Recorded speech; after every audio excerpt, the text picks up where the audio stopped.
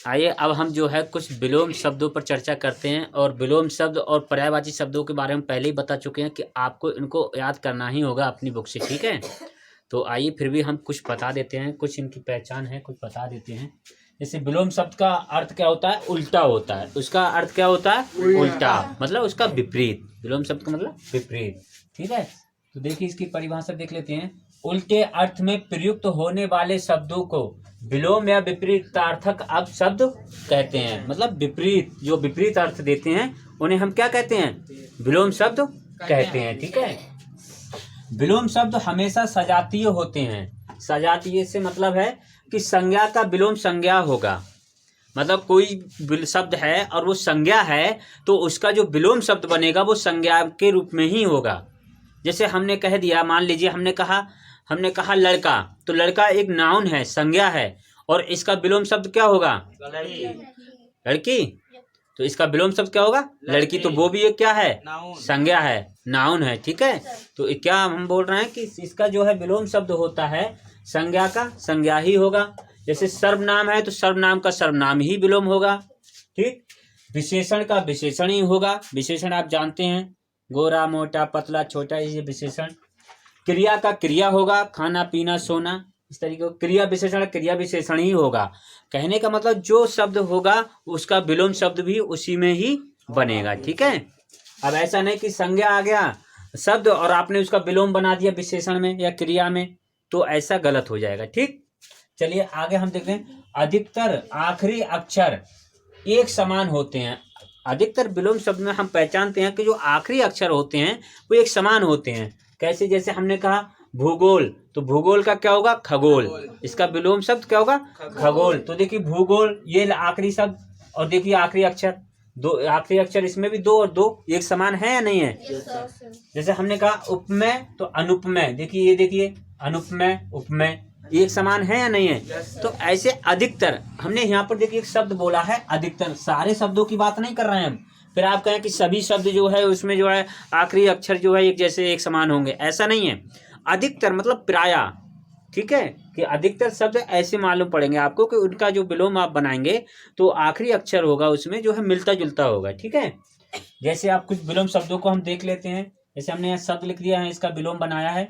जैसे अल्पज्ञ, तो अल्पज्ञ एक शब्द है तो इसका विलोम जब हमने बनाया तो होगा सर्वज्ञ। तो देखो सर्वज्ञ ज्ञ आ रहा है ना, बोलने में हमको सेम लग रहा है, एक जैसा लग रहा है। इस अल्पज्ञ सर्वज्ञ, समझ रहे हैं ना। तो इस तरीके के शब्द होते हैं। जैसे हमने कहा ईप्सित तो अनीप्सित, ये आ गया देखो एक समान। नीरस सरस मुख्य गौर, देखो इसमें अलग अलग है। तो ये जरूरी नहीं, हमने पहले ही बता दिया, जरूरी नहीं कि सारे शब्दों में जो है आखिरी अक्षर एक समान ही हो, ठीक है।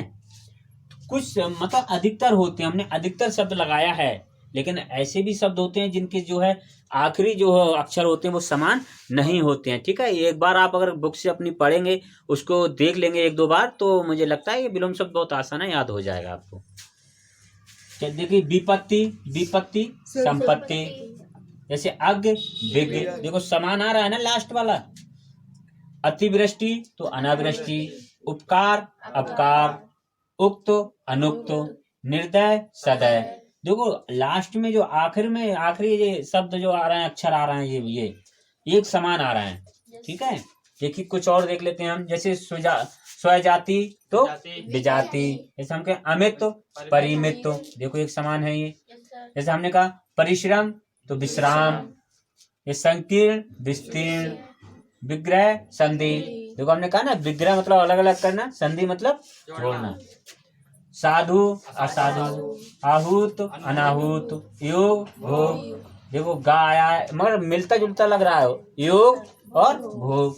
जैसे हमने कहा जागृत सुषुप्त, देखो ये एकदम अलग है, ये शब्द अलग है नहीं, जागृत और सुषुप्त। तो जरूरी नहीं कि एक समान ही हो लास्ट के अक्षर, ठीक है।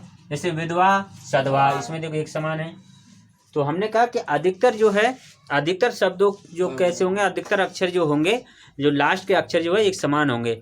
चलिए आई होप, मुझे लगता है आप समझ गए होंगे। इसके बाद में जो अगला टॉपिक होगा हमारा, जो हम देखेंगे कि यूपी राजस्व लेखपाल में जो है अगला इसका टॉपिक है तत्व और तत्सम। तत्सम और तद्भव की हम बात करेंगे, उनको हम अच्छे से समझेंगे और बहुत ही अच्छे से समझ पाएंगे। चलिए आप इनको अपनी बुक से इनको अच्छे से याद करिए।